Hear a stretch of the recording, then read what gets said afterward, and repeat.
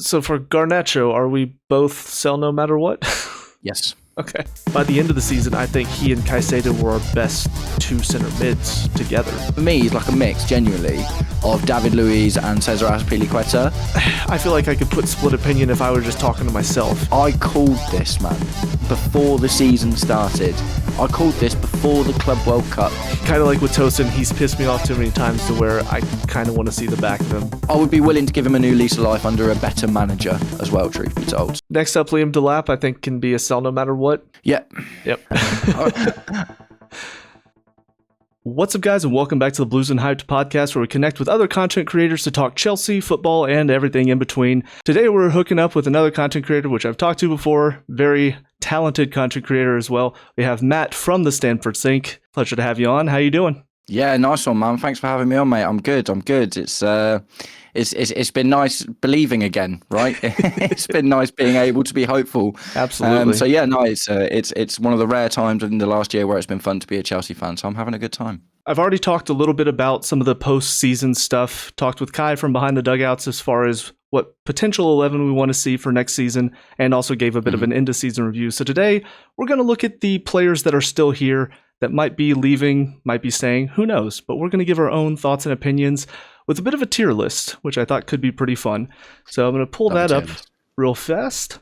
So ignore all the ads just because this tier list thing does not come without ads, unfortunately. All right, so here at the top we have sell no matter what, which kind of explains itself. Players that we would love to see the back of, even if somebody comes in and says we want him and you have to pay us to take him. Next up is prefer to sell, so players that if they stay, we wouldn't be too upset about it, but we prefer to see the back of them. Loan preferred, players that maybe right now are not quite ready, but we would like to see them stick around, see if they can succeed in the future. Prefer to keep, players that if they're sold, wouldn't be the end of the world, we wouldn't be too disappointed about it, but we would like to see them stay. And then finally, keep no matter what, which of course means no matter what asking price comes in, we say no, we want him to stay here. And then we have two down here at the bottom. One is indifferent, just any player that maybe we don't really have an opinion on. And then finally, we have split opinion, which I thought could be pretty fun. If we have two different opinions on a player, we talk about it, we discuss, see if we can change the other person's mind. If we just can't come to an agreement on it, we say, all right, agree to disagree, and we put split opinion down there. Might be a couple of those, we'll see. But I thought it could just be a nice moment to say, hey, we have different opinions. It's fine. Something that the world could use a little bit more of. Yeah, especially in the football community. Exactly. But with that all being set up, we're going to start. I went into transfer market and pulled basically every player that is in our first team, including some of the loans that we have out. There's only one keeper that I couldn't find. Hilson was the last name. Apparently he's on loan somewhere. Never heard of him. Literally never. So we're going to kick it off with the number one between the sticks, which is a player that I know has divided fan base for the past couple of years because of his performances. But I guess I'll start with my opinion of Robert Sanchez, just because I've been a defender of him in the past. I think he is a good shot stopper. He's a player that when he's on his best day, he looks good. He looks competent as a keeper, but unfortunately, we've just not seen enough of it. So personally, I'm going to go with prefer to sell. He's not a player that I definitely want out the door, but I would prefer to have a better keeper in the number one spot. So that's kind of the middle ground approach that I'm coming at it with. What are your thoughts on him? Yeah, I'm on prefer to sell as well, just because I think it's unlikely that we'll sell Jorgensen and Sanchez and bring in, obviously Penders is coming back, but then to go out and buy another keeper as well, when there's so many other areas in the squad that need sorting. I don't think he's going to suit Xabi Alonso's football very well, because I do think he's going to want a passing keeper, and I think Penders will definitely be his guy for that. But no, I fall on prefer to sell rather than sell no matter what, because I'd rather keep him than rely on Slanina or whoever else we've got hanging around. Absolutely. But yeah, no, prefer to sell, definitely. All right, well, nice to start off with one that we both agree on, but probably won't be all of these. We'll see. Next up, though, we do have Jorgensen, who I think has kind of put himself on a bit of a shit list for most of the fan base after that PSG match where he walked out, didn't say anything to the away fans. So what are your thoughts on Jorgensen? That is a sell no matter what, and that isn't even driven just by his performance at Chelsea. Like, he wants to go, he needs to go. we shouldn't have a number 2 goalkeeper that's a young developing keeper. That is the experiment with young developing number 2s needs to be over. I think if Jorgensen had played at a West Ham or a Crystal Palace or something since we bought him, I think he'd be a lot better. But the severe lack of game time is as much our fault as his. So I actually feel for him a little bit. So it is sell no matter what, but it's not completely, oh no, he's terrible, get him out. It's like we never gave him the chance, really. So it is a sell no matter what, but like I say, I actually just feel kind of bad for him. I'm of the opinion as well, sell no matter what. Like you said, just didn't give him enough time and maybe could turn into a bit of a keeper in the future, but definitely for what we're looking for next season, I don't think we need him. I think Penders will come in, be the number 1, and at most maybe Sanchez stays to back him up. Still hoping maybe we get a little bit more experience, but whatever the case, moving on quickly because we do have a lot of players to get through, and the keepers are probably the easiest for us to talk about. But next up, we have Slonina. For me personally, I mean, I haven't seen much of him. I know he's played for the U.S. youth team a little bit, so potentially a solid keeper. I know the U.S. has produced some really good keepers over the years, although not recently. But I don't know much about him. I haven't seen if he's even close to breaking into the first team, so this could potentially be a loan preferred, but I feel kind of indifferent on him, to be honest. For me, with Slonina, it's prefer to sell, and it's largely just based on how long he's been here. He was one of the first buys in the Blueco era. I think he might have been the first, if not the second window that they had. They brought him in, and he was touted as, big, let's say he was brought in before Jordi Petrovic was, I think. And he's I don't even think he's been on loan anywhere. Right. He's just not even getting out of the academy. And I think he's in his early 20s now. I think that if we were going to see, with Penders, we saw it really quickly. With Petrovic, we saw it really quickly. At least they were good enough to go and play for other teams, right? But we're just not seeing that with Slonina at all. So, I mean, loan, maybe, give him a shot. But for me, I'd probably say prefer to sell because, I can agree. I can agree with prefer to sell because he, like you said, he's not really featured too much. He's not been involved. So it's a weird one because oftentimes you sometimes have that third keeper that's just there. But most of the time, that's the spot reserved for your aging keeper like a Bettinelli or a Begovic.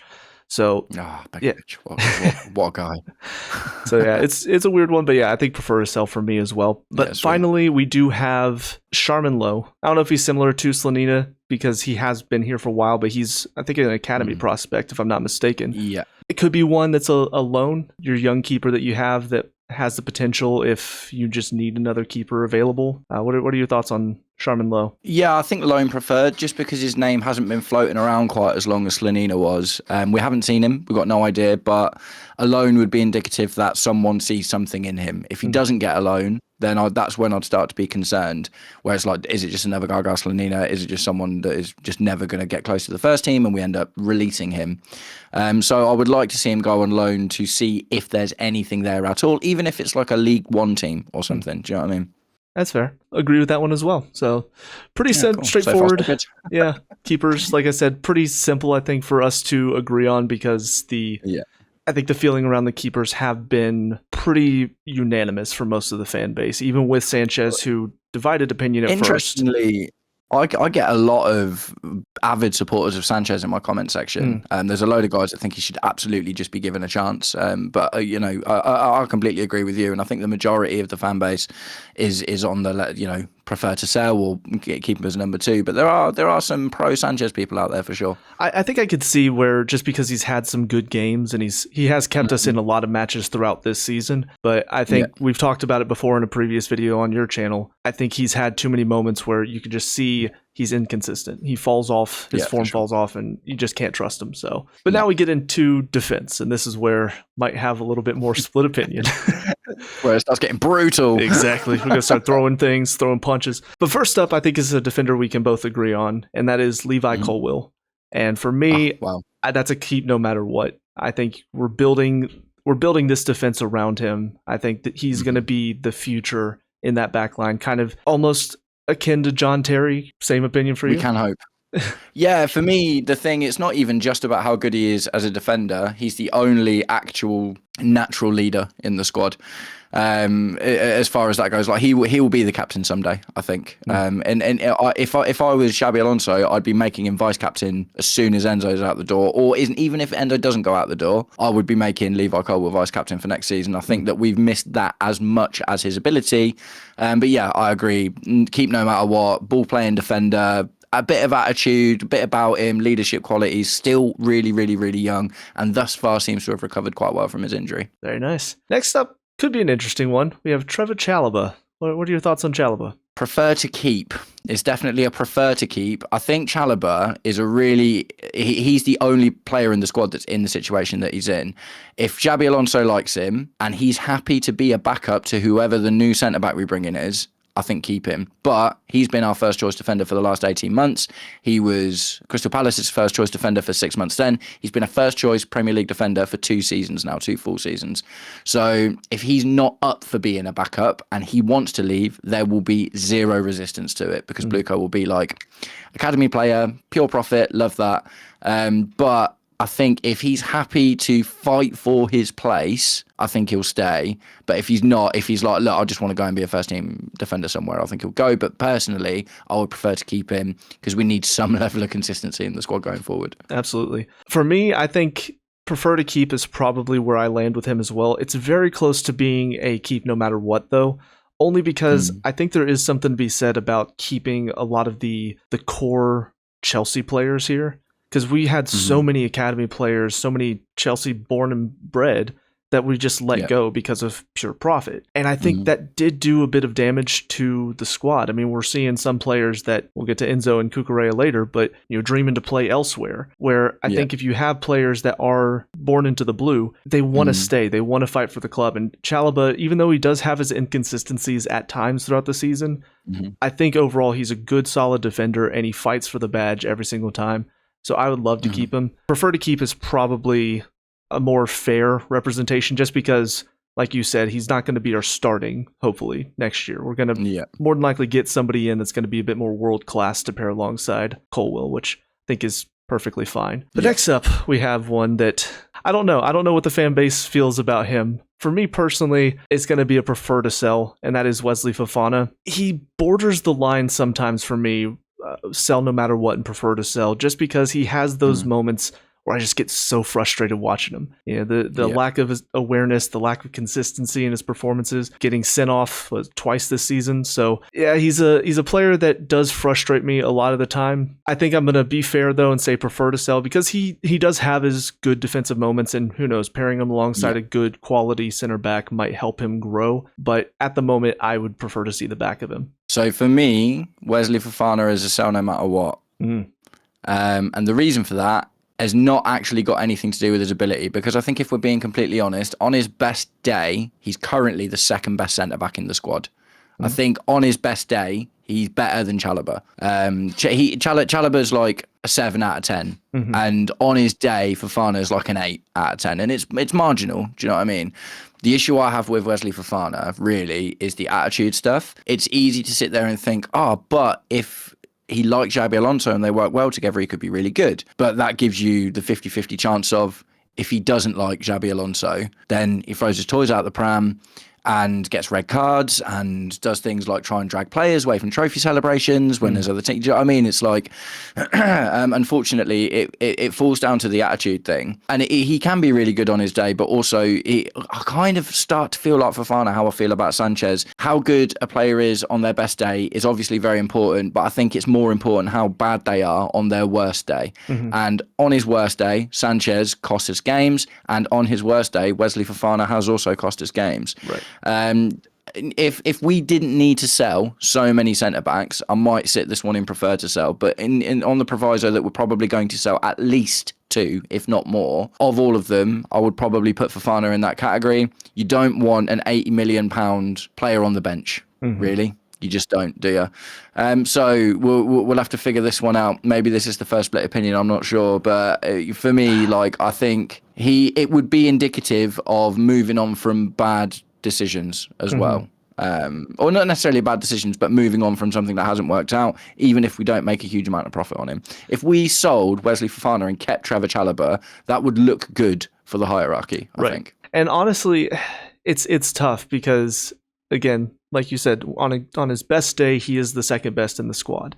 And I think that's why the more fair side of me wants to put him in preferred to sell instead of sell no matter what. It kind of just depends on the moment. In the moment, there have been times, I would have just slapped him and sell no matter what. I probably would have created a new tier for him of Fofana's tier, So it's tough. I think I'm willing, though, to concede and say put him in sell no matter what, just because I have had those moments where I felt that way about him. And on top of that, throwing in the idea of we do want to sell a lot of our back line. We do want to sell these center backs that aren't cutting it. I think with that in mind as well, I'd prefer to see him gone no matter what. Maybe take a little bit of a loss on him. Yeah, I think it'll just help it feel like more of a fresh start as well, because we've had him for a while now. Do you know what I mean? Yeah. And also, I don't think he wants to be here anymore. Like, he was linked with Marseille in January, was it? Or it maybe last summer. I think Marseille's the club that he comes from. I think he might be a little bit homesick. And like I say, that with all the attitude stuff and the bad performances, I think it's just better we move on. And the last thing on Wesley Fofana, the centre-back that we bring in needs to be significantly better than him on his best day. Do you know what I mean? Like, if we say on his best day, Levi Cole was a 9, right? At the moment, and maybe can get to a 10, we need to bring in someone who is of Levi Colwell's level, and that will make losing Fofana feel a bit more insignificant, I think. Well, I don't know if you saw, but I started seeing reports that Marquinhos is allowed to leave PSG, and he was the guy whenever Kai and I did the prospective 11 for next season, he was the guy that I wanted in that back line. Don't think it's going to happen, but the fact that he's allowed to leave, it's something I'm going to dream about until he picks a club. Thiago to give him a bell. Exactly. Be like, Thiago, call up. The only thing I would worry about with him would be the wage, like, because obviously I think he's going to Real Madrid, but there's the Konate situation was similar, wasn't it? Free transfer, wicked, but buck on that wage bank, man. Absolutely. All right, moving on. We now have Mamadou Sarr. Don't really know what to think of him, to be honest, because when we brought him back in January, I think there was a lot of hope that he would step in and fill a bit of a gap in the back line, because we had to keep relying on Tosin because we just didn't have the numbers. And I don't think he really did. I think he had a couple of decent performances, but nothing to really blow us away, and then just fell out of the team entirely. Yeah, I think the difficult thing with Mamadou Sarr is what we asked him to do at the age of 20 years old was come in and save our season. And you got to think, move into a new country, new language. Yes, he knew the manager and a couple of guys in the squad from Strasbourg. But I think what part of the whole failed experiment of the Blueco era thus far is expecting 20-year-olds to be able to be good enough, do you know what I mean? And take us where we need to be. And it's not always just about talent, right? Because if we look at Mamadou Sarr in isolation, one of the better Liga defenders, he was really, really, really good for his age, and he was in that first team for 18 months. So that he can play, and he played under Liam Rosenior, and he played really well. So it wasn't a tactical thing, and it's not really an ability thing. But you bring him in amongst 6 other centre-backs who are all also struggling to get into the team, and you try to put him at the front, but he's obviously not adapted yet. Do you know what I mean? So I don't judge Mamadou Sarr too harshly on the half season that he's had with us, because I think what he needs to do is be given the chance to develop behind a more experienced centre-back. I know Levi Colwell's not much older than him, but he's Premier League experienced centre-back. Whoever we bring in is probably going to be a little bit more experienced. So for me, it'd be a prefer to keep with Mamadou Sarr, because I think that we're going to need talented players that don't kick off about not getting loads of game time. And he, for me, seems like someone that could fit that bill quite well, because we can't expect that we're going to go through all next season without injuries, even though we're not playing in Europe. So although we're going to have less games, injuries will happen. It's just going to happen, isn't it? So I think as a rotational option, someone like Mamadou Sarr, and maybe to come on late in games to shore things up and get some minutes and stuff, like, for me, it'd be a prefer to keep, but I would only give him this season. Yeah, I think I'm debating between prefer to keep and loan preferred, just because there's a part of me that wants to see, or your center 2, I want to have 4 options there: Colwill, Chalobah, and then 2 more Premier League experienced defenders. One maybe a bit older, one that just has had some time. He doesn't have to be that old, but like a Van Heck type. Yeah. So because of that, I don't feel like I definitely want to keep Sarr here, but I would like to see if he could grow into the defender that I think a lot of people want him to be. But then again, if we are going to go with more of a back three, then you would need more center backs anyway. So this is the other big question about the centre backs as well, isn't it? It's like, and to be fair, even if we were playing with two at the back, like two centre backs, I think we'd still need more than. I think you need 5 at least, just to cover for injuries and rotation. And look, we the last 2 seasons in a row, we've had like an 11 of injured players at one point, haven't we? So yeah, that's the thing for me. Like I think the thing we're loaning him out as well, for me personally, is like we've seen what he can do at another club. Yes, he can be good. So the only difference to that is, can we get him a Premier League loan? Right. But I wouldn't see the point in loaning him back to France, for instance, because it's like, we know what he can do there. Maybe he can develop a little bit more, but I feel like we need to figure out if he can play in the Premier League one way or the other. Right. If we were to loan him, that would be my preference as well. Honestly, I don't know why, but my mind is thinking loan him to Palace. Might suit that. Palace is always my go-to, man. I don't know why. I feel like, just keep him in London.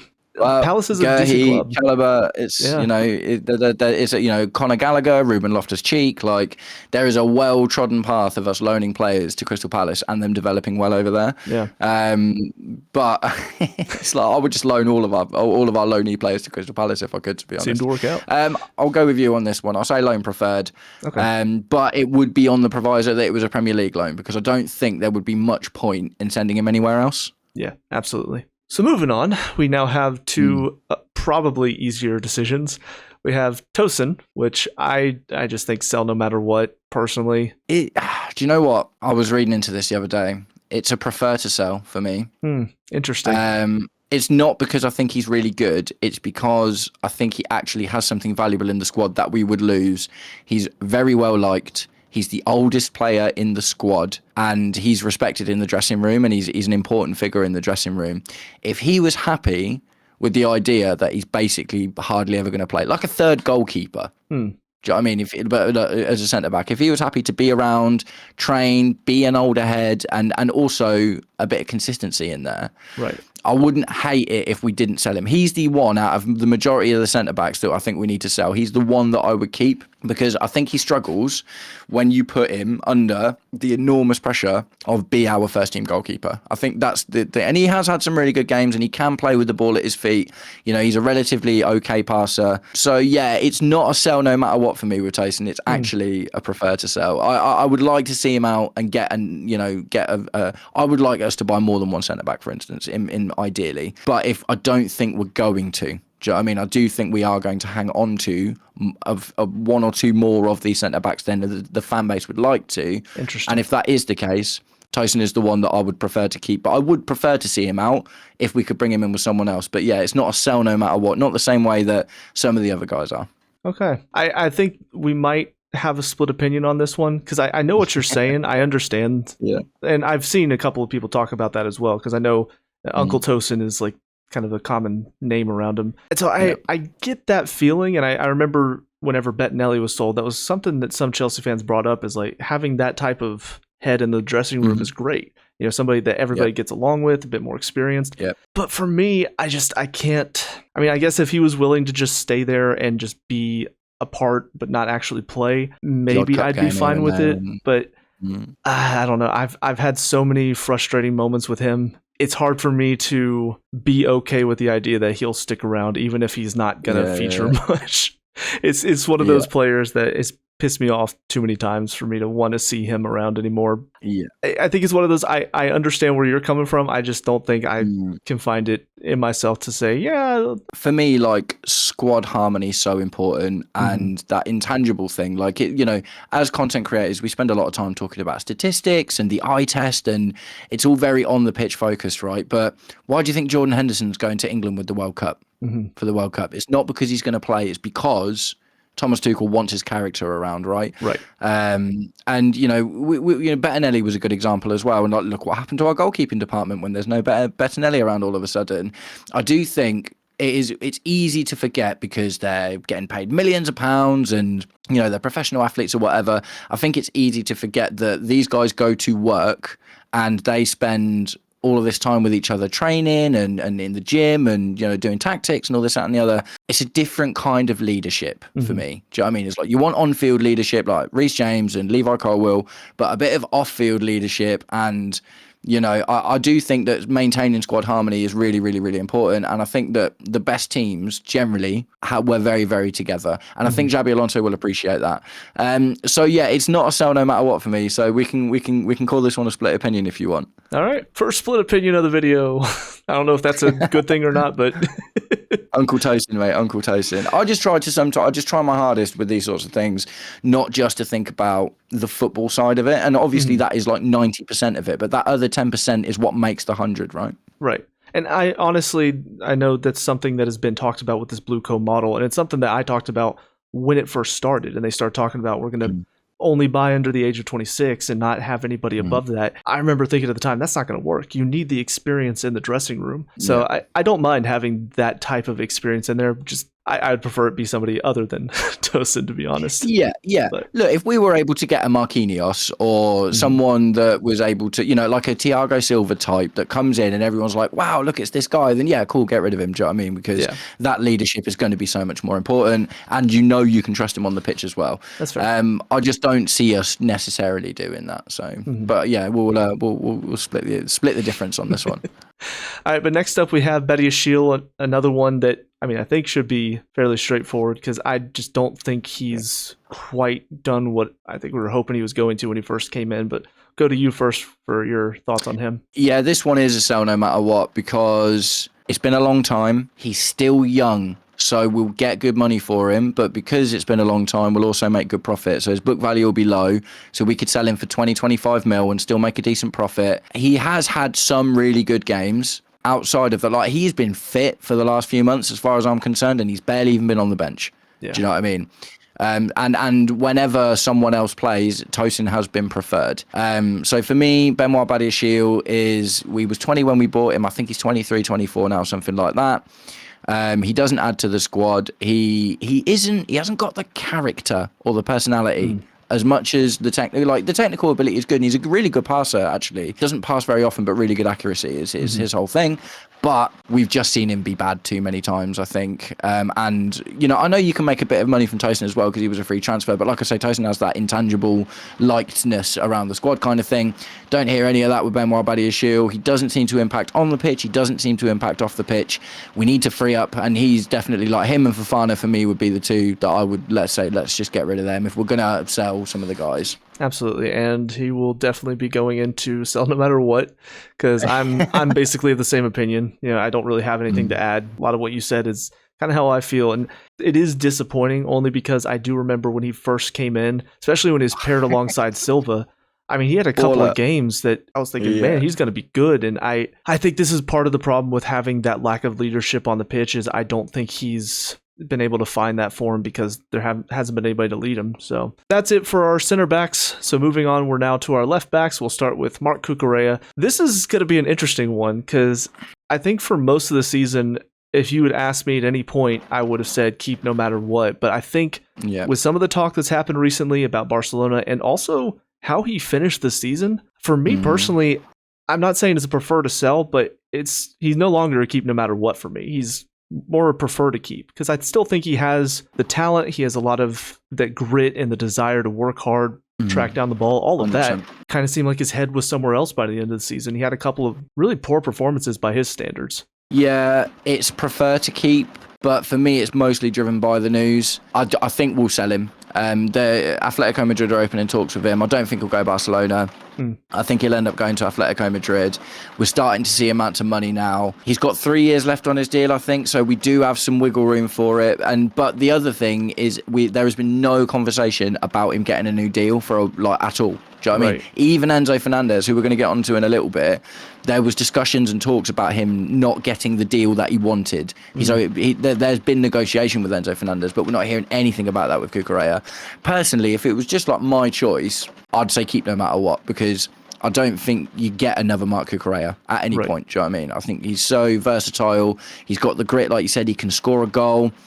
He can wind players up like he's this perfect little magic mix of. So, like for me, he's like a mix, genuinely, of David Luiz and Cesar Azpilicueta. You know, he's got David Luiz's like kind of chaos, but in a good way, and he's got, says, for the most part, apart from the back end of the season and when we first got him, he was a 7 out of 10 every game, at least for the most part, until recently. So I do think he's absolutely phenomenal, and I think that he will be the one that I'll be really disappointed to see go.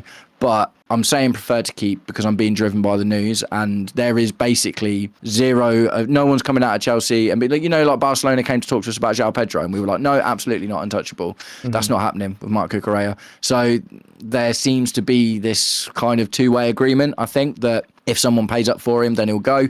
So I've just got a feeling it's going to happen. But like I say, if it was me, I would say prefer to keep. I agree with a lot of that, and it is disappointing because he's a player that I think a lot of us have really fallen in love with over the past few seasons, because he started off very 100%. poor and ultimately came in. Chilwell, I think, was one a lot of fans were thinking was going to be our left back for the next several seasons, and Cucurella comes in and just takes that spot away and does phenomenally with it, and he's had some great. I mean, he managed to pocket Yamal and Saka within 1 week. So it's very impressive player. Like you said, some of it's the news and could be wrong, but I personally think that talk of him going back to Spain, I think it has been in his head for at least the past month or so, and I think that showed on the pitch. I think winning the Euros was so massive in that as well. Do you know what I mean? It's like winning the Euros with his teammates, and then that was probably like, I'm one of the big boys now. I want to go back to Spain and play for one of the big boys. And Atletico Madrid will be in the Champions League every single year. They are always with an outward shot of winning the league, no matter what's going on. You know, Chelsea's a project at the end of the day, and we're a project that isn't obviously moving forward all the time. So I think that Marc Cucurella has been a great servant to us, and I wouldn't begrudge him leaving. And because for the most part, he has been a consummate professional when he's been one of our better players. Yeah. I think he'll do well at Atletico as well. I think he fits Simeone's style really well. It'll probably turn him into a midfielder. He'll probably just be like, you're a midfielder now. But moving on, we have potentially Cucurella's replacement, Hato. And for me, he's kind of become a keep no matter what over the past few months. He's been phenomenal. And I think he is one of the two players that if Maresca had utilized him more, I think might have had a better first half of the season. But just for some reason could never get it. Like there were a couple games, I've talked about this before, but that the games where Cucurella pocketed Yamal and then pocketed Saka, that Leeds match following those two, I'm thinking he just had two difficult 90 minutes back to back, and Maresca said play again. He did fine, but he was not at the same level that I think we've come to expect from him. So I don't understand why Hato was not utilized more, and I think that's something when we saw him more by the end of the season, I think we saw how capable he is of not just taking that left back role, but now with Xabi Alonso coming in, being that left center back position too. He's done that well. For me, it's keep no matter what. What are your thoughts? Yeah, the same, man. Keep no matter what. I've really liked Yoru Hato from the start. And I think that, I assume Santos was the other player that you were talking about that Maresca didn't use. Yeah, I think it was a travesty that both of them barely saw the pitch in the first half of the season. And I think Yoru Hato has proven that he's versatile as well as good. When he played for Ajax, he mainly played left back, and he got like 8 assists in the season before he came to us. So that's a side of him we haven't even really seen yet, to be completely honest. I think if we play a back four, I think he's the perfect for the left back role there, because obviously then we can drop into a back three and he can be the left centre back and the left back. He can score a long range banger and nearly scored a few more. Do you know what I mean? Yeah, he had a good couple of chances. I think the sky's the limit with Yoru Hato. I was hoping that we'd keep Cucurella for another season or two and then Hato would naturally take over. I don't love the idea of Hato being thrown straight into that role right now, but he is coming off the back of a good season. I'll be interested to see what Xabi Alonso does with him, whether it be we play 3 at the back or we play 4 at the back and he goes left back. He's going to be playing a similar role either way. But yeah, kind of become indisposable in a season where we hate all of our centre-backs, apart from Levi Colwill. Yoru Hato has kind of managed to just come out as one of the only ones smelling the roses somehow. Right. Well, moving on, we have a player that you're probably going to be indifferent about, but I have an opinion on. That is Caleb Wiley. Yeah. He's a player, most Chelsea fans probably don't even know him. I want him to come back to Atlanta. Our defense is awful right now, and he was a good, solid left back for us. He kind of a wing turned into a wing back type of situation, almost Victor Moses-esque. So he's a player I want sell no matter what, but specifically sell him back to Atlanta so we can have him back. But no, I mean, it's indifferent for Chelsea fans, more than likely. It's a sell no matter what for me, because we do need to continue on the trend that the one positive from Blueco is how well they've sold. Mm-hmm. It was crazy how many players they've sold in the last 2 windows is absolutely unreal. Caleb Wiley needs to be added to that list, because the problem with Caleb Wiley is if we don't sell him, he might end up in the bomb squad. There's no point in loaning him out anymore. Yeah. Watford, I think he had a loan at Watford and he was underwhelming, and he struggled to get game time. Yeah. I don't think you'll make a loss on him. I think you sell him for 2-3 mil or something, and you probably still don't make a lot. I don't think we paid very much for him. But yeah, he's never gotten close to the first team. There are better left-back options. If we do sell Cucurella, we've got Valentin Barco coming in. Yoro Hato looks like he can do the business. There's people like Maxi Araujo from Sporting and Lewis Hall, and a couple of people might be on the market. Like, there's zero room for Caleb Wiley in the squad. He's 22, 23 now, so not exactly young in terms of like maybe do you know what I mean? It's just time, I think. Yeah, it's disappointing because I think when Atlanta first sold him, I think it was 1.8 mil, if I'm not mistaken. I did think he would do well to maybe grow and become like a 10 to 20 million signing in a couple years. But yeah, I think a couple of underwhelming loans and then a lot of injuries this past year with Watford too. So yeah, it's just, I think, like you said, maybe 2 million if we're lucky, because he's still fairly young and has a lot of energy. So I think it's just about levels, isn't it? Like Caleb Wiley's level, as of right now, maybe he is an MLS player. Maybe he goes there and he's a good MLS player and do the best thing for your career. Do you know what I mean? Rather than bang your head against the Premier League brick wall. Yeah. It wouldn't be the first time we've seen that kind of thing happen. There's a lot of players in MLS who couldn't cut it in the Premier League, but are having a great time out over there and really suit the league. So maybe he's another one of them. Well, in my opinion, I think MLS, as far as England standards are concerned, I think our best players would do well in the Championship. You know, we had the guy that we have at Atlanta right now, Latte La. He was banging him in for Middlesbrough, and he's doing okay here. He's not scoring that much, but he plays well in the league. So it would be nice to have him, Wiley, come back, though, because, again, our defense here in Atlanta just really needs some improvement. But moving on, definitely another player that I think we can both agree on, Reece James. Keep no matter what. Yeah, well, just keep no matter what, isn't it? 6-year deal, mate. Captain. I don't think there's really much we have to talk about with him. Gusto, I mean, you know where I'm going to land with Gusto. Yeah, you hate him, man. You hate him. So, do you know what? Honestly, I don't know. This is actually one of the more polarizing ones for me, because if we play a back three, I don't think he's the right kind of profile for the wing-back role that Xabi Alonso seems to prefer to employ, which is very high scoring, very high assisting, very attacking. Mm-hmm. If we play a back four, I wouldn't mind having him as a backup to Reece James. Do you know, I think it is just prefer to keep, actually. Mm-hmm. I know, I don't, but the caveat of that is I don't want to see him in the first team all the time. Absolutely. Do you know what I mean? I think the problem is if you sell Gusto, if we do play three at the back and we sell Gusto, Reece James ain't playing that wing back role. It's not happening. So then we need to buy two, and that is very unlikely. Do you know what I mean? Do you think there's a chance that we buy one and then Neto's the other option that plays out there? Not on the right, because I think with the wing back roles, it's very much like right one is right-footed, left one is left-footed in general. Gotcha. Do you know what I mean? In the majority of successful teams, I know, I've talked about it before. I even put him in a thing like Quenda, maybe could come in and play right wing back. It's possible, but you lose the outside width, because as soon as he wants to make a cross, if he can't cross with his right foot, he's got to turn around, and you lose seconds, and you lose precious seconds there as well.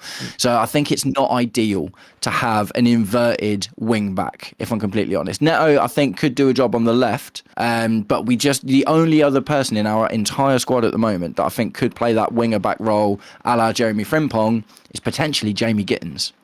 He's the only other one that I think could do it. So I think the thing is we need to buy a right back or a right wing back anyway if we're going to go to the back three, because, Reece James won't do it and Gusto's not good enough. But if we sell Gusto, then we need to buy more. And I just don't think it's going to happen. I think we need to make a concerted effort to upgrade spots and stuff. I don't think we want to spend too much time going out and buying backups. You could do worse than Gusto. And we have seen, there's the Poch thing as well. Do you know what I mean? He obviously depths admirably for Reece James. I know where you're coming from, though. Like, I know you're going to be on a sell no matter what. And he's been awful. Do you know what I mean? He has been awful. And he does just seem to keep on getting worse. But in my head, in terms of the squad building aspect, like I don't really see anyone else who's going to play the Alonso style right wing back role, and I wouldn't hate him being a backup to Reece James if we play 4 at the back as well. That's fair.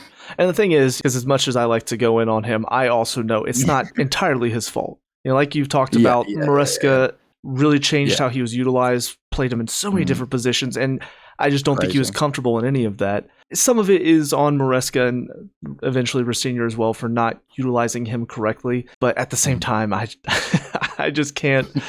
God, so many moments throughout the season where he would just do something that gave away a goal or gave away a penalty, terrible in the air, and he just played and played and played. And I know Acheampong, they see him as more of a center back, but I truly don't understand. He has played right back plenty of times. I don't know why we never went to him. Yeah, as a right back, I'd play Acheampong over him any day, but not as a right wing back because Acheampong they're a different profile of player. Do you know what I mean? But yeah, what's your are you sell no matter what with Gusto? Yeah, absolutely. I know what you're saying about like needing more right wing backs. I kind of hope that Xabi Alonso finds a way though to utilize, I guess, what we have here instead of having to completely overhaul the squad and go get wing backs for both. Because honestly, even on the left side, I know Gittins, Hato maybe could fill those roles, and Barco as well. But on the right side, like you said, we have nobody that really plays right wing back outside of Gusto, and he's just not at the level we need. So I'm kind of hoping that Xabi Alonso will see that,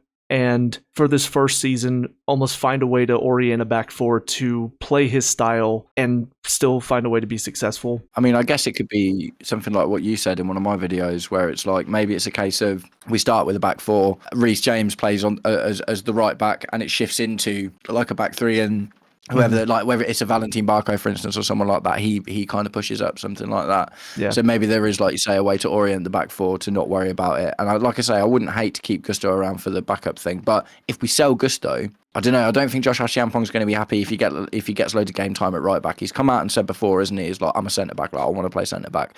And apparently he's untouchable. Right. So I can only imagine that means that he's going to play. I don't know. But yeah. On that same idea that you have your back 4 that adjust and the right back steps in, Acheampong could do that as well, and technically he would be a center back in that formation as well. So that's true. It's a sell no matter what for me. I understand if people want to see him just because he has that potential. He had that really good first season, and maybe we'll see it again with a better manager coming in. Kind of like with Tosin, he's pissed me off too many times to where I kind of want to see the back of him no matter what goes on in the summer. Yeah, I'm going to go split opinion on this one. I'm going to go split opinion on this one because it's I 100% see what you're saying, and I've even said it's maybe even a little bit hypocritical because I'm saying like it doesn't matter how good you are on your best day, but the thing is that's when I was talking about like centre backs, and we've got millions of them. Do you know what I mean? But it's just like where we are with the right back / right wing back situation is we're a bit thin on the ground. So yeah, that's fair. I'll stick to split opinion on that one. But moving on to the final defender in our team, Josh Acheampong. I mean, it kind of sounds like he's staying no matter what anyway, but I've kind of gone back and forth, to be honest, this season, because there was a time early on when he played some matches, looked really good. I'm thinking we got to develop this kid, but he kept getting dropped for the likes of Gusto and Tosin and Badiashile, which I don't know if that's poor manager decisions or if he's doing something like on the training pitch that is not convincing them that he deserves to play. So there is that question for me that I don't really know what it is that's keeping him out of the first team. But what are your thoughts on Acheampong? It's prefer to keep for me because, like you said, it looks like that he is just going to stick around in the squad. But the thing I worry about is what I really wanted for him was for him to go and have a Levi Colwill at Brighton style season, or a Trevor Chalobah at Crystal Palace, or go and get into a Premier League's first team, learn your trade with less pressure, where you can make the odd mistake here and there, but you can learn from it because it's not the fan base coming at you being like, we're never going to get Champions League and it's all your fault. That's my ideal situation, would be loan him out because, like, for instance, I said keep Mamadou Sarr, right? And the reason for that is because I don't care as much about him, truth be told. If we keep Mamadou Sarr, he doesn't get many minutes or he doesn't perform well this season, and we sell him at the end, I'll be like, yeah, whatever. But with Josh, I love the kid, do you know what I mean? So it's like I really want him to do whatever he needs to do to get into our first team long term. And for me, that doesn't have to be right now. So I'll say prefer to keep because I think we will keep him. but I would only prefer to keep him if he gets game time. Because if he doesn't get game time, then we're just going to lose him at the end of next season. Also, academy product, so pure profit, and it'll be another one of those similar. It'll be similar to the Chalobah situation, where it'll be like if he wants to go and he's still highly rated, there'll be little resistance to it because someone will come in with decent money for him, and it's like cha-ching. Yeah, I'm kind of leaning toward prefer to keep as well. I don't think he's quite done enough this season to definitely say keep him no matter what, but he's a player that I want to see more of and hopefully will grow as we see him get more and more game time. But moving on into our midfield, first is the man who is followed along the footsteps of Makelele and Kante. That is Moises Caicedo. Didn't have the best season this year compared to what we saw from him last season, but I think still of all of our players was probably one of our more consistent performers. So for me personally, it's a keep no matter what. I mean, there's been no talk about him leaving, and he looks happy to be here. He still has those games where you just see what he's capable of doing in the midfield, and yeah, I love having him. Yeah, keep no matter what. The only thing he needs to improve on is his maturity. That's it. Honestly, he's got everything to his game already. He can score goals. He can, he's obviously an amazing, defensive midfielder. He tracks people down. He's like a bloodhound. He's good with the ball. He can be a little bit creative and thread a pass every now and again. Like, he's really, really versatile for his position. But it's just the cards, man. It's just the cards, like the cards and the play acting. I don't like that at all. Like, every single time someone grazes him or steps on his foot, he looks like he's broken his leg, and I'm like, don't be like that, man. Don't be like that. You're so good, you don't need to be like that. So for me, what I really hope is that that's the main thing that improves the season, because I think if he improves that, I think his all-round play gets better as well. If he just could get a little bit more mature, a little bit less rash. I know he's worried about injuries and that, because he came off a big injury at Brighton not long before we bought him, didn't he? And he was wearing a thing on his knee for a while. And obviously periods of this season, he wasn't training for the entire week, and then he was featuring in the game, like against Fulham and stuff. Yeah, it's obviously a keep no matter what, because there's very few number sixes in the Prem who are obviously better than him right now. He's still very young, lots of development to go, and he's the cornerstone of our midfield when it comes down to it. I just hope he bucks his ideas up a little bit and gets a little bit more mature. Absolutely. Now moving on, we have Romeo Lavia, who we talked a little bit about in previous video we did. I wouldn't say he's a sell no matter what. For me personally, he's more of a prefer to sell. I think, like we talked about before, his injuries have really hampered him. I don't really trust him to stay fit for a full season anymore. If he did stay and we could see him improve, I would not be against that. And it's something that I think some of us still do hold on to a little bit. But yeah, it's been too many injuries for me at this point, so I prefer for him to be let go in the summer. I think for me, my answer has changed with our manager. I would have been loan preferred or preferred to sell, but I'm actually preferred to keep now. Romeo Lavia, profile-wise, is exactly the type of deep-lying, distributing midfielder that Xabi Alonso likes to employ in his teams. If he's gotten over... Now, he's never made 90 minutes for Chelsea. I think that's a damning indictment, to be honest. And the injury thing is obviously the big worry. For me, it's prefer to keep, but it's last chance saloon. Like, really, really last chance saloon. He's one that I could just see going somewhere else and being absolutely brilliant and being like... Like, I worry about that with Romeo Lavia. Yeah. We spent a lot of money on him, so it's going to be difficult to sell him. A loan to Strasbourg or something, I wouldn't mind, to be honest. Like, just to watch him go out and develop, but I would not want to see him get sold just yet, personally. Okay. I think we'll probably do split opinion on this one, but this is not as polarizing, I don't think, as the other two that we have in here. Because I think we're both very fine margins. Yeah, we're both of the same opinion on him. I just think for me, the injuries ruined any chance of me wanting him to stay, whereas you're kind of like, you're almost there, but willing to give him one more year. So yeah, we'll do split opinion for him. Next up, Dario Sugo. It's kind of an interesting one to talk about, because I know for me personally, at the beginning of the season, I saw him as a potential like Caicedo 2.0, almost younger and potential to take that spot whenever Caicedo needed a break. But what are your thoughts on him? Yeah, I'm prefer to keep, definitely. I think he was really unlucky that he got a season-long injury, but that isn't indicative that he's an injury-prone player, because he wasn't injury-prone when he was at Sporting. He got one really bad injury at the start of the season and kept having like setbacks from it, but our medical team are also very hot on this kind of thing. So he might have gotten back into the team earlier at other teams. But we've seen what our medical team are like. They do not like with the whole Maresca telling him Cole Palmer can only play for 60 minutes, Wesley Fofana can only play for 60 minutes. We've got quite a hyperbolic medical team. Yeah, for me, Dario Asugo is a preferred to keep because I think, like you say, he's kind of got that Moises Caicedo thing going on, and consistency is really important. I don't think we've seen a lot of him, but I think the very little that we have seen has been promising. I don't expect us to go out and buy, it's about the amount of players and where the money needs to be spent. For me, the money needs to be spent on upgrading really key points in the squad. Our backup defensive midfielder is not one of them. Do you know what I mean? It's like, I think Dario Asugo, if the injury thing isn't a consistent problem again, and I feel like that's less of a gamble than it is with Romeo Lavia, for instance. Right. But also he is that Caicedo type, so it allows us to be consistent. That if we are, we can play the same type of football. We don't have to change the style or whatever because we've changed out our defensive midfielder. If we're going against if it's a cup game or a lower league, like a lower team lower in the table or whatever. So yeah, for me, it's preferred to keep. Yeah, 100% agree with all that. I already put him in the prefer to keep category because I'm right there with you. He's definitely shown that capability of giving us a similar profile in there. So fingers crossed, like you said, the injury is not going to be a consistent thing, and we can have that backup option for Caicedo, so that way he doesn't have to play so many games throughout the season. But moving on, probably going to be one of the most polarizing ones to talk about just because of all of the current news stories, and that is Enzo Fernandez. I feel like I could put split opinion if I were just talking to myself. Who knows, like there are times whenever I'm thinking about, I'm like, we can replace him. It'll be fine. And then there are times I'm like, he plays really well. And you don't have that type of midfielder that has the capability of box crashing and scoring like he does. And I honestly don't know. I'm going to let you go first while I still think about it. Yeah, it's preferred to sell for me. It's not a sell no matter what. Like I would be fine if we kept him. My issue with Enzo Fernandez is he's not a number 10 for me. He's not. I feel like when we play him there, we play him because we're playing Cole Palmer out on the right, or Cole Palmer's injured, or something like that. It's very rarely put your first 11 together and everyone's fit. Does Enzo play in the 10? I don't think so. So then you've got him being a deep line midfielder. Right, okay. That worked with Maresca because he essentially played as a dual 10 with Cole Palmer because we had inverted midfielders. So he's always pushing up.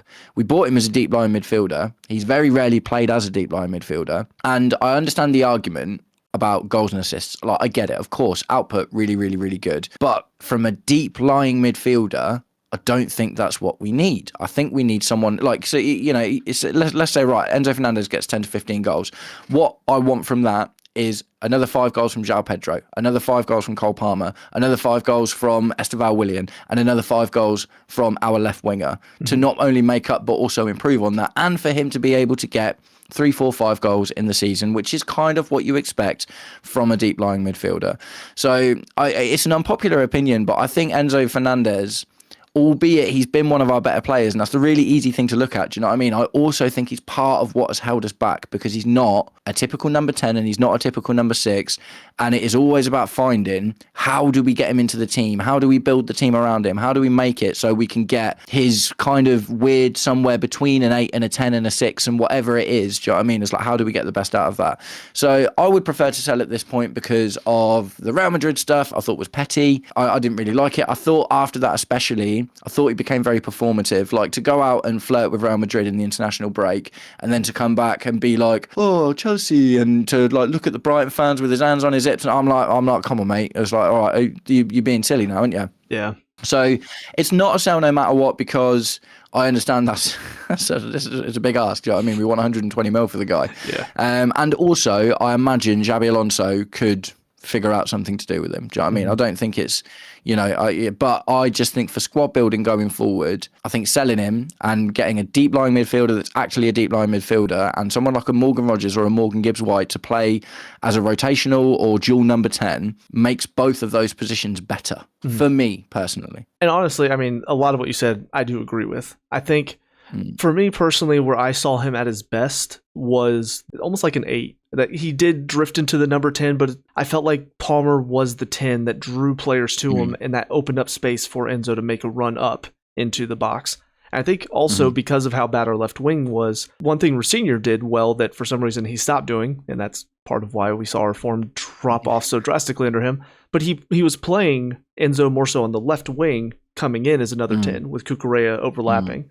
So it's almost like Enzo as a 10 doesn't work, but when he makes runs from other positions into the 10, that's when all of a sudden he looks phenomenal. So it is kind of a weird one. Yeah, it's a weird one where, like you said, you have to try to figure out how to fit him in. And while he's a good player, and I wouldn't mind having to do that if you do have, again, like our left wing this year, it was so bad. I don't mind sacrificing that position to allow him to flourish. But if we're going to go into the summer, we're going to get some good left wings. Now, all of a sudden, well, you don't want to sacrifice over there if you got a guy who's going to tear it up. So I think I'm also prefer to sell. Yeah, there are more reasons to sell him than to keep him, especially if we sell him for that price tag. Then we've got options. We can go out and we can get two players that could fill two different positions, including that one. So I think I'm going to go with prefer to sell as well. All right, and finally, for our more, I guess, deep-lying midfielders, we've got Andre Santos. And like I said earlier, another player that I felt like Maresca should have utilized more because he was constantly having to play Caicedo and Enzo basically every single match. And I think he was an option that we could have utilized. And by the end of the season, I think he and Caicedo were our best two center mids together. Because I thought he did the defensive side, the holding really well, which allowed Caicedo to go about and just go bruise players and win the ball back. So for me, I think he's a prefer to keep. Yeah, he's right on the verge of being a keep no matter what, because I think he's a good player. I would prefer to see him stay, but at the same time, I wouldn't say he is so good that we couldn't get a better option. That's kind of where I am with him. If you'd have asked me after Rosinha's first 8 games in charge, I'd have said keep no matter what. But looking at the season on the whole, it's a prefer to keep. You'd have to pay a lot to get another one of him. And I just don't think you need to. I don't think he's going to get into our first team all of the time. I think he could go and do better somewhere else, that he is given more focus. Do you know what I mean? I actually think he could do better in a different team. But just in terms of what we've got, rotation, he creates options. Do you know what I mean? He's quite a versatile player. Like, he plays the defensive number 6 really well, but he also plays a number 8 quite well. He can score, he can assist when he's given that license. We saw that at Strasbourg. So I just think that he's a bit of a Swiss Army knife, and he's kind of the only Swiss Army knife midfielder that we've got, really. And I think if we are going to keep Romeo Lavia, which the news says we might be looking to, if Romeo Lavia gets injured, then Santos gets more game time. Okay, cool. Like, I'm happy with that. I think if we sell Enzo Fernandez, I think we need to get a new midfielder. Personally, I would like to see Adam Wharton or someone like that. Andre Santos, I think, is just a good rotation. I think Andre Santos, and I put him and Gusto in similar categories. Well, obviously Gusto when he's not terrible, but they're just good players to have around if they're happy to not, or to fight for a spot, or to not get loads of game time. Well, moving on to our more attacking options, and, well, to be honest, a lot of these probably not going to be too popular, but first one might be a bit of a divided opinion in the fan base as a whole. We've got Cole Palmer. Yeah. I think it's got to be keep no matter what, but there are going to be some that have looked at this past season and gone, he's not cutting it. But I disagree. I think there's a lot more going on with Palmer this season than people give credit for. Beside the fact that Maresca, I don't think, allowed him to be the creative player that he wants to be. But also you got the injury problems. He never really fully recovered after the Club World Cup. I think there's a lot going on that kept him from being at his best, and I'm really hoping that a manager like Xabi Alonso can get him back to what we saw before. I talked about it a little bit in my reviews, but the awareness to just, he doesn't even have to think. He just has that instinct of, I know where to pass, I know where to shoot.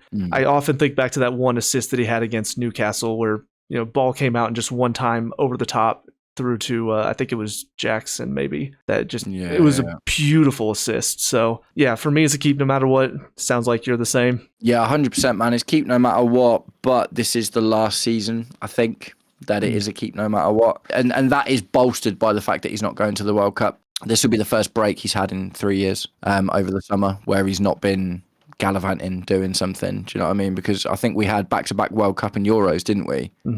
Because of COVID or whatever, or when it got moved, or I can't even remember what it was. He's played tournaments every summer for like the last 3 summers in a row. Obviously, last year was the Club World Cup. Yeah. It's a blessing in disguise that he's not going to the World Cup.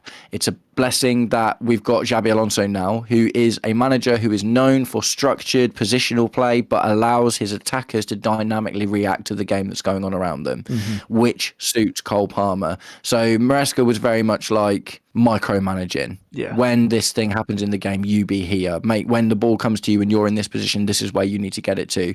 And Cole Palmer needs that freedom to play well. And we know that because despite Liam Rosenior being terrible, Cole Palmer came out quite early on and says, we love life under Rosenior. He lets us play with freedom. So we know that Cole Palmer wasn't, and the injury stuff as well. So I'm willing to give him, like last season, like there was, Maresca is not the right manager for him. The injury stuff, do you know what I mean, it is massive. The fact that he's managed to be on the pitch consistently for the last couple of months, I think is really good. Xabi Alonso seems like the right kind of manager for him one way or the other. So for me, it's keep no matter what. But I think if he doesn't kick on this season, he doesn't need to have a Poch season. He doesn't need to score 24 goals. Right.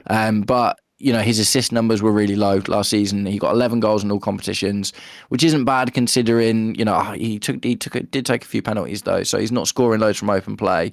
So open play GA is like 6 or 7. Do you know what I mean? Something like that. That's not good enough. He needs to, what was it? The season before, 14 goals in the Premier League, like 10, 11 assists or something. Yeah. Another season like that, cool, wicked, buzz in. But yeah, as of right now, it's definitely keep no matter what. So for Garnacho, are we both sell no matter what? Yes. Okay.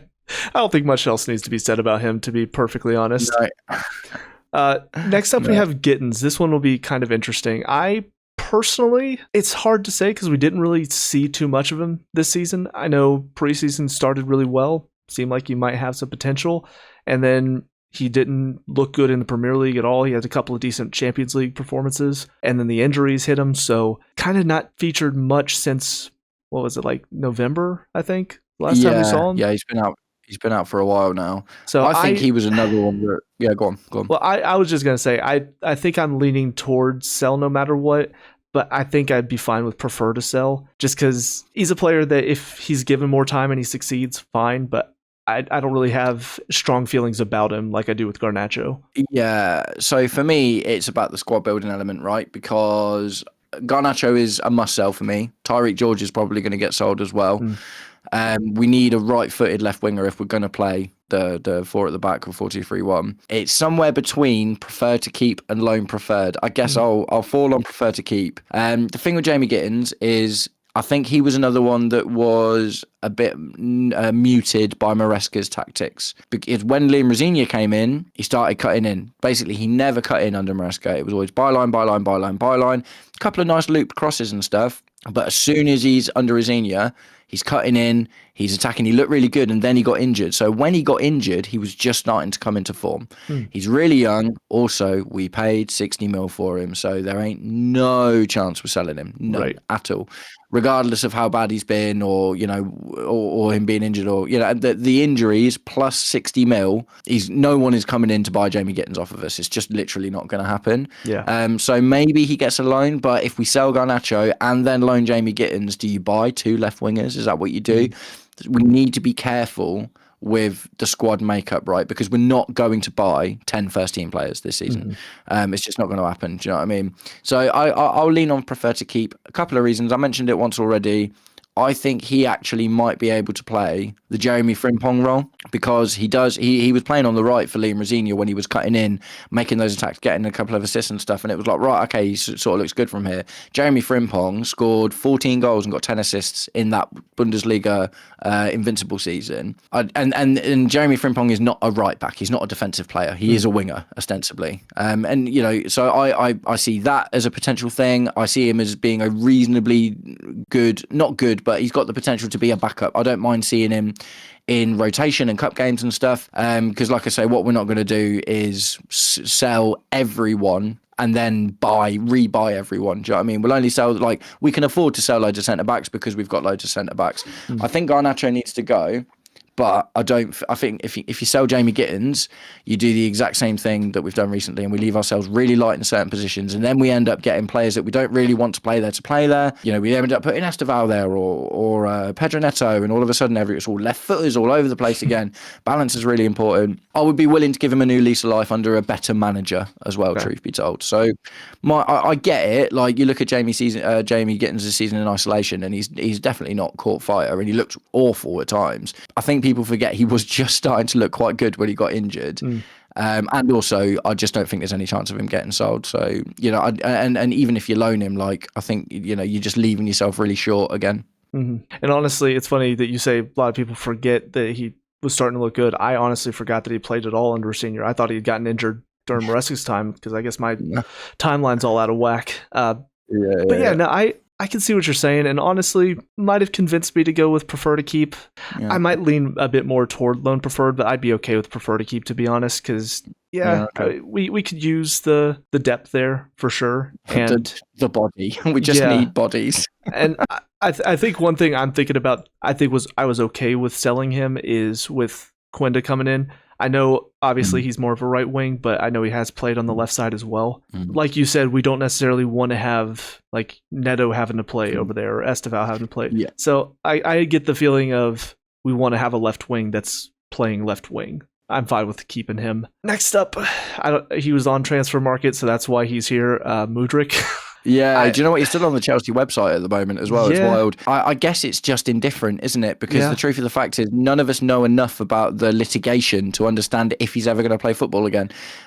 So, look, if he was available, I'd say sell no matter what, I guess, because, you know, he's not young anymore. What is he, like 24, 25 now? He's not got all of that potential. He never really looked like getting there, apart from that one game against Liverpool, right when we first got him. On the proviso that he was back in the squad tomorrow, I'd say sell no matter what. But looking on the actuality of where he is, I guess indifferent, because I've got absolutely no idea. Yeah, pretty much the exact same thing. And it is funny, because I remember he's one of those players that I think a lot of people want back, because they remember those flashes. They remember that Liverpool game. They remember those couple of games where he showed up and balled out. I just remember thinking so many times throughout that he'd go on these runs of 5 or 6 games where he just do nothing, and then would all of a sudden turn up with a brilliant one, and everybody loves him again.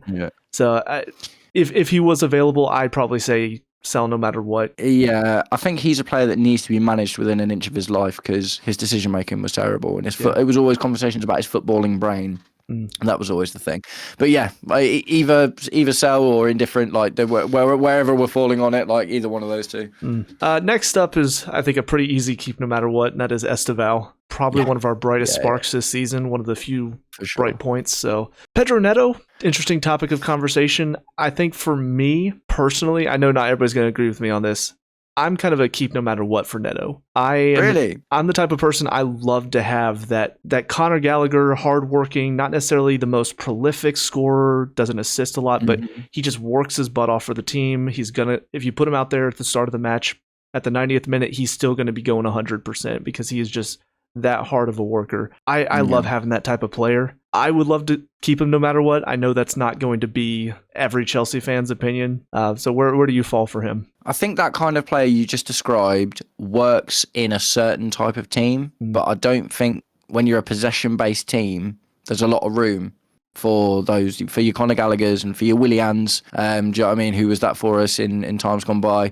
Honestly, I am completely indifferent about Pedro Neto, one way or the other. Like, I would not be sad if he left, and I would not be sad if we keep him either. I don't think he's going to get loads of game time under Xabi Alonso. If he's willing to be converted to playing a wing, and that's what I'm not sure about. I've got a feeling that if Xabi Alonso comes in with a 3 at the back and says, I want you to play left wing back, I think he'll be like, nah, I'm all right, thanks, mate. But saying that, though, Xabi, like I say, Grimaldo on the other side was 12 goals and 14 assists. Do you know what I mean? So those wing backs get real big numbers in Xabi's teams. But honestly, I think with Pedro Neto, it's such a 50-50. His season is such a 50-50. Like, he'll be the best player on the pitch, and then he'll do nothing for a couple of games in a row. And it is really frustrating watching him get the ball and turn around and then run back or pass it back. And it just seems to be his like go-to. And like I say, I understand what you like. If we had Jose Mourinho as our manager, I'd say keep no matter what, because I know the value of a player like that in a team like that. But I think in a possession-based team where you need, every time someone's got the ball, they need to be able to do something useful with it, right? That's the thing in a possession-based team, isn't it? And I just don't really get that from Pedro Neto. He turns it on every now and again and looks phenomenal and can score a screamer or put in a real good shift. Yeah, no, genuinely just indifferent, man. Yeah, I'm just indifferent about Pedro Neto. But I will. It's going to have to be a split opinion because he's not a keep no matter what for me. I can't even lie to myself about it. No, honestly, I mean, I figured it would be because I know I'm probably one of the few that feels that way about him. But it's just again the profile of player that I like to have in my team, even regardless of system. I think just having that available option, I think it's so good to have because I love having hard workers. It's why I'm indifferent though. Do you know what I mean? I'm not like sell or get him out or whatever. It's like I recognise that that's a good quality to have in a player. I just think that it doesn't make us better. It just doesn't. It stops us from getting worse. 100% agree with that because it's more so an attacker. You know, like for Gusto, for example, I know he's a hard worker, but he's also a defender. So if he's bad, we're giving up goals. Whereas Neto, if he's having a bad game, we just maybe aren't as prolific up top. That's kind of why I don't mind as much that he sometimes is just a hard worker and nothing else. But yeah, fair man. Moving on to our striking situation, which definitely needs an improvement over the summer. So we have João Pedro, which, I mean, for me is a keep no matter what. And I'm really glad. Absolutely. Oh, really glad they kept him from Barcelona. I wasn't even worried, man. I remember I went on a live stream with Kai and Mo and this guy called Jesse, and the guy Jesse was like, "Oh, I think we need to be really careful about Barcelona." I was like, "Mate," I was like, "No chance, man, no chance." I was like, "Who'd you go out and get?" If we sell João Pedro for 100 mil, A, we don't actually make that much profit from that because we only bought him last season, and B, was it 29 GA across all competitions? Yeah. Wild. Absolutely wild. Who's even talking about, like, mate, can you imagine if we get Xabi Alonso and there's all this PR that's like, he's the manager and he's going to get to build the team, but first we're going to sell our best player of the season. It's like, mate, no, come on. So yeah, keep no matter what. And I wasn't even worried. I was never worried about losing João Pedro. I actually think the Deco conversation was a smokescreen to get Gordon over the line. Interesting. Next up, Liam Delap, I think can be a sell no matter what. Yep. Yeah. Just a little mention for him. I don't know why we bought him, to be honest. I feel bad for him because he's a young striker. I know exactly why we bought him. It was a market opportunity. Yeah. It was a market opportunity without any thought to whether it actually fit the team or not. Maresca didn't say, "Get me Liam Delap." I don't think. It was Joe Shields. Joe Shields would have gone in and be like, "Hey, do you want to add another City Academy talent that I found to the team because we can get him really cheap?" And it'd have been like, "Yeah, wicked." And do you know what? The worst case scenario when we bought him is exactly what happened. Yeah. He was rubbish. We'll sell him for the same price that we bought him because he's still in his early 20s. He's English, which comes with its own premium. He scored 12 goals for Ipswich. He only got 2 goals for us, but it's because we're a possession-based team and he's a bruiser. So, yeah, for me, it's sell no matter what. It feels like he's just wasted a year of his career, to be completely honest. But no, it's a market opportunity gone wrong. Next up, Mark Guiu. That one for me is probably going to be loan preferred because he's just not, unfortunately, gotten anywhere near the first team like I think a lot of us were hoping he might this year. Personally, I think he probably would have been better than Delap coming off the bench. I don't know if he was dealing with injuries or if just Delap was the one that we brought in as our second striker, so we're going to go with him instead. But I think he suits this possession-based style better than Delap does. I just don't think the talent is quite there yet. But he's still, what is he, 20, maybe 21 now? So still... Yeah, like 21, something like that. Still, really young. Fairly young. So I think get him out on loan for a couple seasons and maybe he comes back. Do you know, honestly... I think a championship loan would be wicked. I think just go and get, because he's got energy and he's got pace, right? And what he needs to do is add goals to it. I know championship is not quite as difficult as the Premier League, but I think he'll get into most championship teams. And I think he'll be able to manage the physical robustness of that league as well. So yeah, I'm loan preferred. I've got a worry that we'll sell him because he's almost pure profit. Do you know what I mean? We bought him for 5 mil, 5-year contract. He's probably worth 2 mil on the books now. Do you know what I mean? Like, he's not worth a lot on the books. So you sell him for 15, 20 mil and that's money in the bank. And now we are getting into our loans for this season because we have 7 players returning from loan currently. A couple of these guys I feel like is going to be pretty easy, but first one might be a bit polarizing in the fan base. Nicholas Jackson. I have my opinions on him. I'm going to let you go first, but it'll be interesting to see where this goes. Prefer to keep, man. Definitely. 100%. Liam Delap scored 2 goals in 40 games, nearly 40 games for us this season. Nicholas Jackson got 36 GA over 65 games, and he can play left wing. It's a no-brainer. It's an absolute no-brainer for me. We need 3 decent level strikers, right? Omega, João Pedro, Nicholas Jackson as options for up top. Absolutely love that. Would I rather see Nicholas Jackson on left wing than Jamie Gittins or Alejandro Garnacho? Absolutely. Yes, I would. Give him a chance. And, it's one of those, like, we still made a decent chunk off of him for loaning him to Munich. It seems like Maresca was the problem as well, and that we can maybe attribute that to some of the bad performances towards the end with the red cards and stuff as well. He's a little bit older now. He's been training with world-class players for the last year. Do you know what I mean? He's been training with Harry Kane and Michael Elise and Muzalaya. I think give him a shot. 100% prefer to keep for me. Yeah, I'm the same. Honestly, it's kind of close to keep no matter what, but yeah, I prefer to keep him. I know you've talked about it a bit, but I was just blown away by the fact we had him for 2 seasons with no backup option. So he was the only options we had here. And people were wondering, why isn't he getting better? Well, he has nobody to push him. And so finally we get the option João Pedro in that can push him, and then we loan him out. And like you said, probably Maresca. I would love to see him come back, and I'd love to see what he's learned at Bayern. Now, granted, it was funny because I was watching the highlights because US just played Senegal, and he did have a pretty bad miss in that match. But yeah. I mean, that's going to happen, isn't it? But as well, also, like, him as a left winger is a real unknown quantity. Because we know he can do it, but he never did it under Poch, never did it under Maresca. Do you know what I mean? There might just be a thing there. But yeah, I think it'd be silly, again, to buy someone who can score 10 plus goals in the Premier League is going to cost you. Yeah. Bank bucks, loads and loads of money.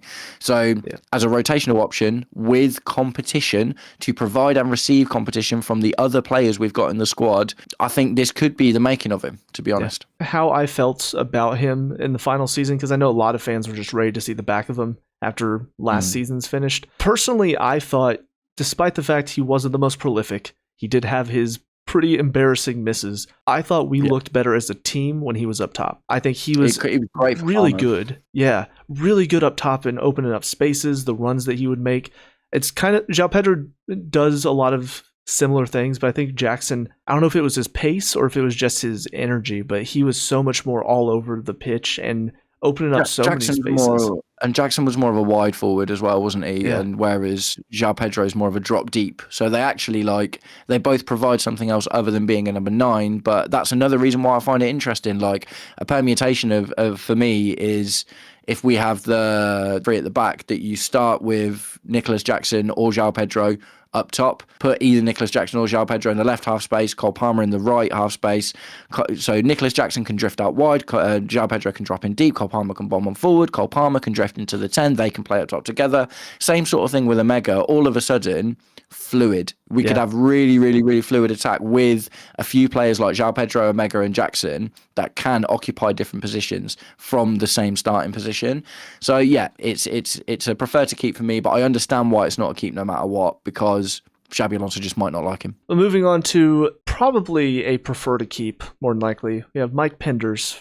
For me, it's prefer to keep. It might be keep no matter what, just because he seems to be the one that we're going forward with. I personally would prefer that we have a more recognized world-class keeper coming in. So that's why I don't think it's keep no matter what for me, because I wouldn't mind him going out on loan maybe to a Premier League side, maybe one of the newly promoted sides, just to get a bit more experience while we have a more recognized keeper between the sticks. Based on the fact that it seems like they want to go with him as the number 1 next season, that's kind of why I'm leaning more so for prefer to keep. Yeah, I'm prefer to keep because I agree with you. Like, I would love to see him get a Premier League loan, but it looks like we're just going to give him a go. So what might happen, we might bring him in within the first month or so, because the transfer window's open for a little bit after the Premier League starts, isn't it?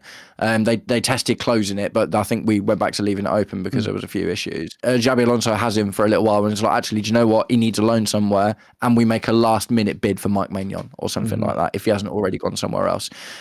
So I could see something like that happening, to be honest, and we can maybe get Penders a last-minute loan depending on what goes on. But yeah, I'm with you, prefer to keep. And like I've really dug into his stats, and for all the conversations that we have about Robert Sanchez's shot stopping, Mike Penders was not far behind him at all.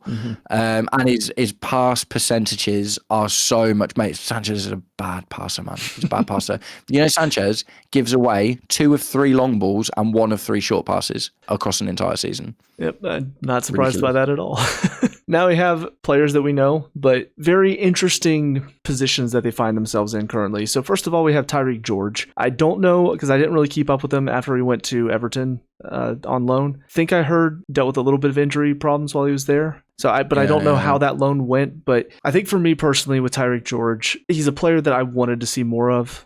Whenever we started this season, I remember Garnacho, Gittins weren't really cutting it, and I'm thinking, why are we not playing George out there? Maresca kept putting him up top for some reason, even though he's not a striker. Ridiculous. But I don't think he's ever quite hit the heights that we were hoping for him when he came in last season. I think a lot of us, we saw the young talent. We were hoping maybe he'll grow and he'll be Premier League quality next year, but I don't think he's quite gotten to that point yet. So I think he'll more likely be kind of a Hudson-Odoi, kind of more so that level where he'll go and be good at a mid-table side, but I don't think he's ever really going to cut it here. So for me, it's prefer to sell. Yeah, I'm preferred to sell as well. I think it's really easy to forget that there was a here we go for him to go to Fulham. And also, we reneged on that in the last minute. And also, Red Bull Leipzig were interested in him. I think Bayer Leverkusen at one point were interested in him as well. I think it's a preferred to sell because we have to sell players to make money to buy new players. And Tyreek George, although arguably might have been better, the thing you've got to give Tyreek George is he played an unfamiliar position and he was scoring goals, and every now and again he'd score a blinder, and you'd be like, oh look, he's got some stuff. I think he only played on the wing once in the whole of last season for us, and he didn't get much time at Everton. I think he got like 1 goal and 4 assists or something across the season. I looked at it earlier, but yeah, it's just one of them, man. It's like we can't get hung up on every academy player. Not every academy player is going to get into the team, and there are other academy players now getting into the team. Jesse Derry, Reggie Walsh, Genesis Antwi. Do you know what I mean? There's other guys already that are probably not far away from him, and it's like, right, okay, you had your shot, it's not worked, sayonara, have a good time, we'll take a few quid for you, and that spot now goes to Jesse Derry. Next up we have Axel Disasi, which for me, sell no matter what. It's pretty simple. Him out, please. It's shocking to me he's still here, but I know that some of that's just... It's the thing that annoyed me the most about him, right? It's he turned down 3 offers for Premier League clubs last summer. Bournemouth, West Ham and Wolves all put money on the table for him, and he said no. And obviously he ended up getting his loan moved. That's gone all right. But no, get him out. There needs to be no more bomb squad ever. No more bomb squad ever again. And if Axel Disasi doesn't get sold, he's going to end up in the bomb squad again. And I can't do another bomb squad season. But yeah, no, he's got to go. Next up, Aaron Anselmino. What are your thoughts on him? Do you know, honestly, I'd like to say prefer to sell, but I think it's just loan preferred at this point, because I think I think he's just been too injured. Although maybe Dortmund, because Dortmund loved him. Do you know what I mean? Dortmund really, really liked him, and he was injured for quite a lot of that season. But then he went to Strasbourg and got injured again for ages. I don't want to see him in the first team. And it's not about talent. Like I think he could be a good centre back, and I think he could probably go on to do very well. He is nowhere near the level that we need, and we've got enough Aaron Anselminos. We've got Josh Achiampong. We've got Mamadou Sarr. We've got players. Do you know what I mean? Reece James can play centre back. Yoro Hate can play centre back. There's a lot of people in front of him, so it doesn't make sense to keep him around. I think it might be a tough sell because of the injuries, so I'll say loan preferred. Yeah, I was leaning between loan preferred or prefer to sell. I think I'm okay with saying loan preferred because, like you said, just we don't really have a need for him at the moment. If we're not going to be able to sell him because of, like you said, injury problems, yeah, I think a loan would be best. He's a player that I would like to see more of because he was very highly rated. I think he had a couple of appearances in preseason, if I'm not mistaken. And I remember thinking at the time, he looks half decent, not phenomenal, but for a young defender. He's one of those ones. It's not about his playing ability or his potential. Like, he's got those 2 things. It's just all of the other stuff. And I bet he's not very happy with Chelsea either. Because he wanted to stay at Dortmund and we wanted Mamadou Sarr back, so we dragged him away from Dortmund where he was playing really well, sent him to Strasbourg where he didn't want to be, and he got injured again straight away. So I bet he's not very happy with us anyway. Honestly, I could see him getting sold to Dortmund in the next couple of seasons, and that would be perfectly fine with me. Next up, we got Kendry Paez. Now, he's one that I keep hearing all these issues with him. I called this, man. I literally called this. I called this before the season started. I called this before the Club World Cup. I literally called it over a season ago. Before I even started my YouTube channel, I called this. We got him and Esteval Willian at the same time, right? And it was like, the two young South American talents, and it was the two of them. You know, Kendry Paez finished his season quite a while before Esteval Willian did, because obviously Esteval Willian went to the World Cup. Kendry Paez moves to Chelsea, starts training at Cobham, supposedly, well, I'm not sure if I believe this, was promised a spot in the Club World Cup squad, didn't get one, threw his toys out the pram. Got loaned to Strasbourg. I think he had like 2 good games, and people were like, oh, look how good he is. And I was just like, mate, there's a reason he's not getting into that team. Attitude problems have just been an issue, and then obviously he ended up coming back from Strasbourg. We sent him to River Plate, and they're looking to terminate his contract. I said this ages ago. I reckon Kendry Paez gets sold. Yeah. I think he's got a bit of an attitude problem. I think he just believed his own hype a little bit too much, and is probably screwing about Esteval, to be honest, because they were at the same level at one point, and then Esteval obviously is now like one of the most highest valued youngsters in the world, and he's getting terminated at River Plate. So do you know what he reminds me of? I don't know if you remember Ravel Morrison. Name sounds familiar. He was like Man United, West Ham, very gifted youngster who just had a terrible attitude problem. But he was one of the most like gifted footballers you'd ever seen. He was so good. But yeah, I get the same sort of vibe from Kendry Paez. I think he is really gifted. I think his attitude probably stinks, and I think he's got a massive ego. And I think just get rid. I'll tell you what, if they ever do another story mode for EAFC, then you got Esteval and Kendry Paez for your story there. Yeah. But yeah, I mean, I've not kept up with it a whole lot, but I have seen some of the news headlines coming out about his attitude issues and about what's going on at River Plate. So it's disappointing, because you would love to see a talented young player coming through like we saw with Esteval and showing what he can do. But we've got bare young South Americans, man. Do you know what I mean? We've got loads of them now. It's fine. It's fine. He can more go. So disappointing for him more than anything else. But the final one, which personally I'm just probably going to be indifferent on, got David Datro Fofana. I feel like the last remaining member of the bomb squad. Yeah, I don't know what's gone on with him. I remember he's just not very good, mate. Yeah. Second tier Turkish team, I think we ended up loaning him to, and he's not done that well there. It's funny because I remember when he was here first, I think he was the only other real forward option we had outside of Jackson. And so it was just really disappointing that never really got game time. When he did, he wasn't terrible, but he wasn't really producing anything either. Kind of like Liam Delap, to be honest. But unfortunately, what's ended up happening is he's just not done anything since. He's not tried to improve himself. He's had a Premier League loan at Burnley. I think, and he's had the second tier Turkish team loan. I think he's had a French loan at some point as well. I think he's at. No, I was going to say Strasbourg, but I don't think that's right. I was going to say.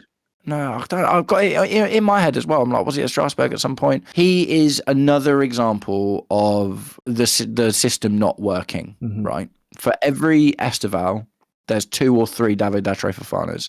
There's Omari Kellermans, there's David Washingtons, do you know what I mean? There's all of these guys in the ether that didn't work out. He's just one of them. Yeah. He's proved to be very difficult to shift because we're loaning him to second league Turkish sides. Do you know what I mean? It's wild.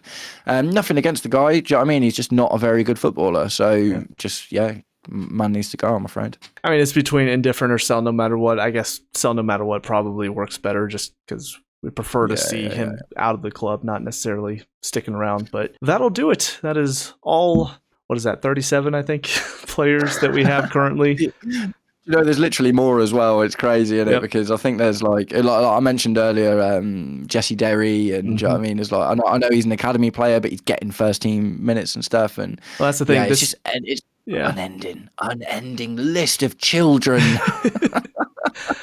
But I think it's good to go through, though, just because looking forward to next season, a lot of us are a little bit more excited because of Xabi Alonso coming in, a little bit more hype around the team. And we do have a decent set of players here that could be successful. We just have to fill in some of these gaps. And while there are some players that they need to get moved on, either for money's sake or just because they don't really have a purpose here anymore, I think it's good to see who's still here, who is a player that we want to rely on, and who are players that we're just happy to see leave and never come back. I think the thing as fans that we need to realise is what we're not going to see this window, and we've gotten used to it, is another massive overhaul. We're not going to see that again. We're not going to sell 20, 25 players, and we're not going to bring in 10 new players. Do you know what I mean? It's not going to happen. A lot of these players that, I think the centre-back situation is dead set. We'll sell at least 2 centre-backs. Maybe we sell Cucurella, maybe we sell Enzo Fernandez, maybe Garnacho. It's not going to be much more than that, I don't think, because, we do need to thin the squad out as well because we don't have Europe this season. But at the same time, we can't just sell everyone. Do you know what I mean? We can't just sell everyone because we need a squad and we need backups and stuff. And some people, like I say, Gusto, I think is one of those. Tosin Adarabioyo, although these guys haven't been phenomenal for us, I think they've shown enough to see that to prove that they're at least worth a deputy role and a chance under a new manager. But there are a lot that need to go. But yeah, I just think as a fan base, we just need to get on board with the idea that we're not going to see this absolutely massive overhaul. And we're also, like I say, I don't want us to buy 10 players. Do you know what I mean? It's like the news has been 2 players, and all they're talking about at the moment is a centre-back and left-sided attacker. I think it will be 2 new players to the squad, but we'll replace any first-teamers that go. So if Marc Cucurella goes, I think we'll buy a left-sided player. If Enzo Fernandez goes, I think we'll buy a deep line midfielder. So I think we might see 4 players come in the window, but there'll be 4 players that come in and upgrade the team. Right. And honestly, I think we've gotten to a point now where past few seasons it's been buy a lot, sell a lot. I think we need to get to a point where we're no longer buying 10 players that are decent players. It's time to start buying 2 or 3 that are really good players. 100%. So hopefully that is one of the things that changes. I've talked about it before, but I'm really hoping that because this season is the first one where there was a definite failure that the board can look at and go, we were wrong now. I'm hoping that means we will officially see, we're already seeing Xabi Alonso hopefully will be given more of a manager type role, but also in the transfer market. It would be really nice if we could see a little bit more of a change as far as how we do business. But that'll do it for this. That's a lot of fun. Talk about players and stuff, and always enjoy having you on. Right. Any final words about your channel? I know a lot more people watch you than me, but well, I'd love to pick up some more American fans, man. So if there's any American guys watching, come and check it out. I release content every single day. I do news stuff. I do comparisons and deep dives, and often I do collabs with people like Mason, where we just chat about football and Chelsea in general, and it's all a good time. So no, thanks for having me on, man. Always a pleasure to chat to you, and it's great to be on your channel. Of course, and if obviously click on the little link below, it will be linked in the collab option. So thank you guys so much for watching though. With all that being said, cue the outro.